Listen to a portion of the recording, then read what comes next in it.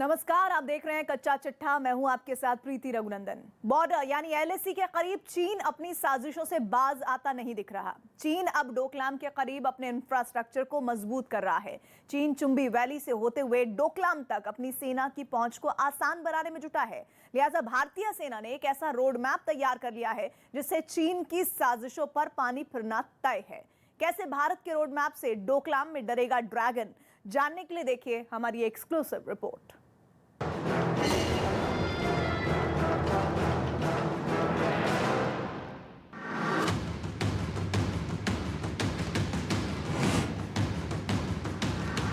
सभी निर्माण कार्य नए भारत के सशक्तिकरण में बहुत अहम साबित होंगे।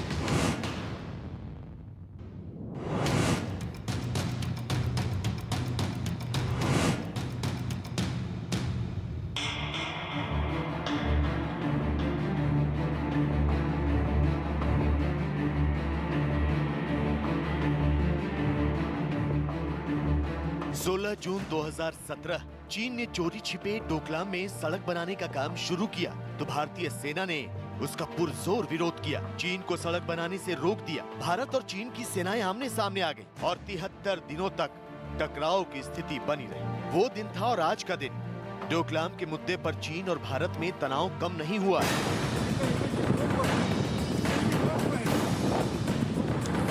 डोकलाम में गोली भरसक ना चली, लेकिन तनातनी अब भी बरकरार है। चीन डोकलाम पर नजर गड़ाए हुए। भारत, चीन और भूटान के इस ड्राई जंक्शन को ड्रैगन अपने कब्जे में लेने का मंसूबा पाले बैठा है। लेकिन चीन का ये मंसूबा कभी कामयाब नहीं होगा। चीन चाहकर भी डोकलाम में लाल झंडा नहीं फहरा पाएगा, क्योंकि भारतीय सेना ने डोकलाम तक अपनी पहुंच को आसान बनाने के लिए रोड मैप तैयार कर लिया।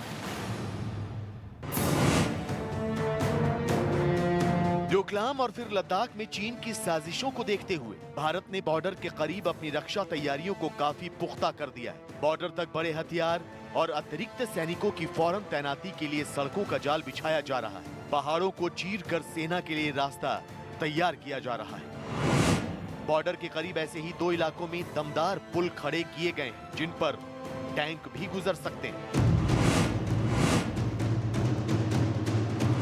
सिक्किम में संवेदनशील डोकलाम के करीब एक सड़क बनाई गई है। 33 किलोमीटर लंबी फ्लैग हिल डोकला रोड पर सेना की भारी भरकम गाड़ियां जा सकती हैं। इससे डोकलाम के करीब डोकला क्षेत्र तक भारतीय सैनिकों को पहुंचने में कम समय लगेगा। ये सड़क डबल लेन है और 11,000 फीट पर बनाई गई है, तो इस पर बने पुल 70 टन का वजन उठा सकते हैं। मतलब ये कि इनसे टैंकों की आवाजाही भी आसानी से हो सकती है। इसी श्रृंखला में डोकाला के आगे जो क्लास 70 ब्रिज बनाया गया है, उसकी भी अहमियत खासी है। इस ब्रिज या इस इलाके के आसपास जो भी ब्रिजिंग का काम किया जाएगा या रोड इंफ्रास्ट्रक्चर डेवलप किया जाएगा, उससे हमारे लिए चीन के खिलाफ ऑफेंसिव फोर्सेस का इस्तेमाल करना या अपने सीमा रेखा को डिफेंड करना काफ़ी आसान हो जाएगा और हम बिना किसी इन्फेंट्री का नुकसान किए अपने मकसद में ज़्यादा इफेक्टिवली कम समय में कामयाब हो पाएंगे। चीन डोकलाम के पास चुंबी वैली तक सड़कों का जाल और रेल नेटवर्क के साथ सीमावर्ती इलाकों में रहने वाले तिब्बत के लोगों को जबरन अपनी मिलिशिया में शामिल करने में लगा है। डोकलाम के करीब चीन बड़ी ही तेजी से मिलिट्री इंफ्रास्ट्रक्चर बढ़ा रहा है, जिसे देखते हुए भारत, तिब्बत, भूटान ड्राई जंक्शन के करीब बॉर्डर इलाके तक पहुंचने के लिए भारत ने फ्लैग हिल डोकला रोड के रूप में एक वैकल्पिक रास्ता तैयार कर लिया है, जिसके जरिए भारतीय सेना किसी भी आपात स्थिति में डोकलाम तक पहुंच सकती है। चीन चुंबी घाटी से होते हुए कभी भी अगर भारत या फिर भूटान की तरफ कोई भी हरकत करता है तो उसका जवाब देने में भारतीय सेना के टैंक सक्षम होंगे। पिछले दिनों नॉर्दर्न सेक्टर में हमें जिन परिस्थितियों का सामना करना पड़ा और जिस प्रकार हम एडवर्सरी का दृढ़ता से मुकाबला करने में सक्षम रहे, वह बिना उपयुक्त इंफ्रास्ट्रक्चरल डेवलपमेंट के संभव नहीं हो सकता था। और आज की अनिश्चितता के माहौल में किसी प्रकार के संघर्ष की संभावना से इनकार नहीं किया जा सकता। ऐसी स्थितियां हमें इन इलाकों के विकास के लिए और भी प्रेरित करती हैं। सीमा पर सुरक्षा कवच तैयार करना वक्त की मांग है। तो आपको बता दें कि रक्षा मंत्री राजनाथ सिंह ने हाल ही में 4 राज्यों और 2 केंद्र शासित प्रदेशों में सीमा सड़क संगठन के बनाए गए 24 पुलों और 3 सड़कों को राष्ट्र को समर्पित किया। इन 24 पुलों में से 9 जम्मू कश्मीर में, 5 लद्दाख, 5 हिमाचल प्रदेश में, 3 उत्तराखंड में और एक सिक्किम और अरुणाचल प्रदेश में। 3 सड़कों में से 2 लद्दाख में और एक पश्चिम बंगाल में। यही नहीं, दक्षिण लद्दाख में उमलिंगला दर्रे पर 19,000 फीट से अधिक की ऊंचाई पर सड़क तैयार की गई है, जो अब दुनिया की सबसे ऊंचाई पर बनी सड़क। इसकी मदद से भारतीय सेना अपने बड़े हथियार और साजो सामान एलएसी के करीब डेमचौक तक काफी कम समय में पहुंचा सकती है। मौजूदा समय में बॉर्डर रोड्स ऑर्गेनाइजेशन द्वारा सिक्किम, ईस्टर्न लद्दाख, अरुणाचल प्रदेश में जो ब्रिजेस बनाए जा रहे हैं या रोड इंफ्रास्ट्रक्चर जो डेवलपमेंट किया जा रहा है, वो हमारी बहुत क्रिटिकल नीड है। इनफैक्ट अभी हमको इसके आगे भी बहुत जाना है, ताकि हम किसी भी रिसोर्स को एक इलाके से दूसरे इलाके में से कम समय में मूव कर सकें और अपने बहुत बड़े बॉर्डर को कम से कम फोर्स से डिफेंड कर सकें और ऑफेंसिव फोर्सेस को फ्री कर सकें, ताकि वो चीन को मुंहतोड़ जवाब दे सकें। 2021 में अब तक BRO यानी बॉर्डर रोड ऑर्गेनाइजेशन ने 102 इंफ्रास्ट्रक्चर प्रोजेक्ट देश को समर्पित किए, जिनमें सीमा तक जाने वाली सड़कें और महत्वपूर्ण ब्रिज शामिल हैं। ये चीन को सीधा संदेश है कि अगर उसने सीमा पर संघर्ष की स्थिति पैदा करने की कोशिश की तो उसे नाको जने चबाने पड़ सकते हैं। पूर्वी राज्यों के साथ चीन समुद्री रास्ते से भी भारत को घेरने की साजिश रच रहा है, लेकिन हिंदुस्तान की खुफिया एजेंसियों को पता लग चुका है कि चीन बांग्लादेश के सबसे अहम शेख हसीना सबमरीन बेस को अपने सैन्य इस्तेमाल में लाने की कोशिशों में जुटा है। विकास का सब्ज बाग दिखाकर जिस चीन बांग्लादेश की जमीन का भारत के खिलाफ कैसे इस्तेमाल करना चाहता है, ये जानना भी आपके लिए जरूरी है।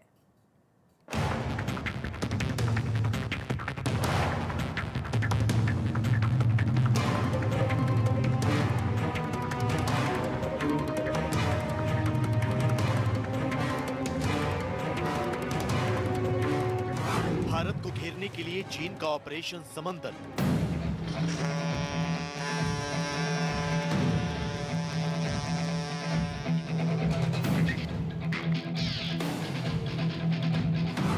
लाल सेना की पनडुब्बी तैयार, ड्रैगन करेगा वार।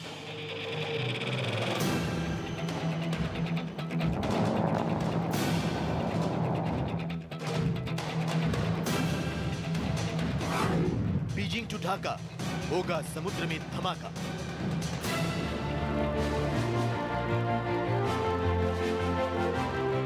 करीब 18 महीने बीत गए, चीन और भारत के बीच संवाद के जरिए सीमा विवाद का कोई हल निकलता नजर नहीं आ रहा। दोनों देशों की सेनाएं बॉर्डर पर आमने सामने खड़ी हैं। बर्फ से ढकी चोटियों पर किसी भी वक्त बारूद बरस सकता है।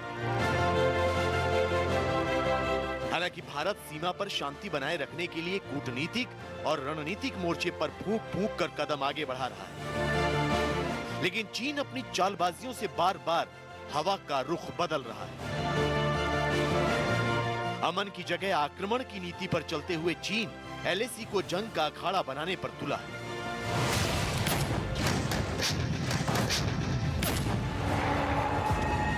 लेकिन चीन ने इस बार कुछ ऐसा किया जिससे भारत और चीन के संबंधों के बीच कड़वाहट बढ़ सकती है। यही नहीं, एलएसी पर भी तनाव बढ़ने की आशंका है।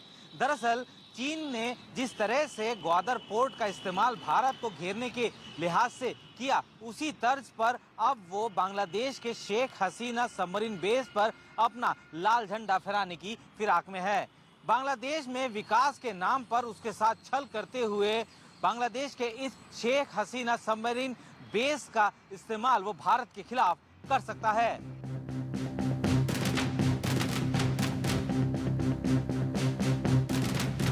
सीपेक और बेल्ट एंड रोड इनिशिएटिव के नाम पर चीन ने पाकिस्तान के ग्वादर को अपनी गिरफ्त में ले लिया। चीन ने ग्वादर बंदरगाह को अपनी नौसेना के लिए तैयार करना शुरू कर दिया। पाकिस्तान इनकार करता है कि उसने चीन को ग्वादर बंदरगाह का सैन्य इस्तेमाल करने की इजाजत दी है, जबकि पूरी दुनिया को पता है कि पाकिस्तान के इस इनकार के पीछे उसका इकरार छिपा है। लेकिन इस बार भारत के लिए चिंता की खबर आई है बांग्लादेश से। चीन ने बांग्लादेश को अपने कर्ज जाल में उलझाने की कोशिश के साथ भारत के खिलाफ इस्तेमाल करने की साजिश रची है। खुफिया एजेंसियों की रिपोर्ट से खुलासा हुआ है कि चीन बंगाल की खाड़ी में भारत के खिलाफ एक नया मोर्चा खोलने की तैयारी कर रहा है। बांग्लादेश ने कॉक्स बाजार के समुद्री तट पर 3 मार्च 2017 को एक सबमरीन बेस बनाने का काम शुरू किया था। बीएनएस शेख हसीना नाम के इस सबमरीन बेस से बांग्लादेश की सरकार बंगाल की खाड़ी में अपने सुरक्षा तंत्र को मजबूत करना चाहती है। लेकिन भारत की खुफिया एजेंसियों को मिले इनपुट के मुताबिक इस प्रोजेक्ट को चीन हथियाने की कोशिश में लग गया है। चीन भारत की समुद्री सीमा के करीब बन रहे इस सबमरीन बेस को तैयार करने में बांग्लादेश की मदद कर रहा है। यही नहीं, मदद की आड़ में चीन शेख हसीना सबमरीन बेस का सैन्य इस्तेमाल करना चाहता है, जिसके लिए चीन के 230 से ज्यादा expert Sheikh Hasina submarine base का दौरा करने वाले हैं। ये दौरा इसी महीने 31 दिसंबर से 5 जनवरी 2022 के बीच प्रस्तावित है। सबमरीन बेस यानी पनडुब्बियों का अड्डा तैयार करने में चीन बांग्लादेश की मदद कर रहा है। इसके लिए चीन के एक्सपर्ट बांग्लादेश का दौरा करने वाले हैं। लेकिन चीन की मंशा पर शक करने के लिए और भी बहुत कुछ है भारत के पास। मसलन बांग्लादेश को चीन आधुनिक पनडुब्बियां दे रहा है। बांग्लादेश ने पिछले महीने ही चीन से मिली एक पनडुब्बी बीएनएस संग्राम को नौसेना में शामिल किया है। खबर तो यह भी है कि चीन के ही इशारे पर बांग्लादेश कॉक्स बाजार के शेख हसीना सबमरीन बेस के अलावा पटखौली में भी एक नौसैनिक अड्डा तैयार कर रहा है। पहली बात तो ये है कि वो सबमरीन्स कुछ खास प्रॉमिसिंग नहीं है उनकी लाइफ जो सबमरीन की है, और ना ही वो देखा गया कि वो सेल करती हैं। अब उनका जो ये डिप्लोमेटिक पुश है या ये जो टाइज, स्ट्रेटेजिक टाइज जो इनका रिश्ता बन रहा है, इसको इंडिया को क्लोजली मॉनिटर करना पड़ेगा और देखना पड़ेगा। बांग्लादेश के शेख हसीना सबमरीन बेस पर अगर चीन काबिज हो जाता है तो यहां से पश्चिम बंगाल, ओडिशा, आंध्र प्रदेश और तमिलनाडु को निशाने पर ले सकता है। बंगाल की खाड़ी में चीन की रणनीतिक और सैन्य मौजूदगी से भारत के तटीय इलाकों की सुरक्षा खतरे में पड़ सकती है। 2016 के बाद से ही चीन ने बांग्लादेश पर डोरे डालने शुरू कर दिए थे। बांग्लादेश में बने सामान को 97% तक ड्यूटी फ्री करके चीन ने उसे अपने पाले में करने की कोशिश शुरू कर दी थी। चीन के साथ व्यापार में लगातार होती बढ़ोतरी से दोनों देश करीब भी आए। चीन और बांग्लादेश के बीच सैन्य सहयोग भी बढ़ता चला गया। हाल ही में बांग्लादेश की प्रधानमंत्री शेख हसीना ने कहा था कि वो अपनी नौसेना को और आधुनिक और मजबूत बनाने के लिए काम करेंगी, और सरकार बड़ी मात्रा में नौसेना के लिए खरीद करने की तैयारी में है। तो वो चीन ही है जो बांग्लादेश को टैंक, फाइटर जेट, पनडुब्बी, जंगी जहाज और एयर डिफेंस सिस्टम के साथ दूसरे सैन्य उपकरण दे रहा है। चाइनीज पुश जो आ रही है, और वो सिर्फ बांग्लादेश में नहीं आ रही है। अगर आप देखिए Pakistan, Bangladesh, Myanmar, and they wanted to do the same thing in Sri Lanka and Maldives. तो जितने भी आईओआर के छोटे देश हैं उनको ये आर्थिक सहायता देके या पैसा देके उनको फंसा रहे हैं। सो अब ये तो उन देशों को देखना पड़ेगा, और इंडियन फॉरेन डिप्लोमेट्स जो हैं उनको ये ऑब्जर्व करना पड़ेगा, एनालाइज करना पड़ेगा, स्टडी पढ़ना पड़ेगा कि ultimately Chinese what are the Chinese looking at and what is their ultimate goal. चीन और बांग्लादेश के बीच रिश्ते रणनीतिक साझेदारी में तब्दील होते जा रहे हैं। दोनों देशों के बीच 27 अलग अलग तरह के समझौते हो चुके हैं। चीन की तरफ से बेल्ट एंड रोड इनिशिएटिव के तहत बांग्लादेश में करोड़ों रुपए का निवेश हुआ है। दक्षिण एशिया में बांग्लादेश चीनी निवेश पाने वाला पाकिस्तान के बाद दूसरा सबसे बड़ा देश है। चीन अपनी कर्ज नीति से बांग्लादेश को जकड़ने की तैयारी कर रहा है। लिहाजा भारत कूटनीति से चीन की इस छल नीति को परास्त करने की कोशिश कर रहा है। बांग्लादेश को चीन की चालबाजियों से बचाने और इस पूरे इलाके में शांति व्यवस्था को कायम रखने के लिए भारत एड़ी चोटी का जोर लगा रहा है, जबकि हिंदुस्तान की नौसेना ने भी चीन की साजिशों को देखते हुए समुद्र में मुस्तैदी बढ़ा दी है।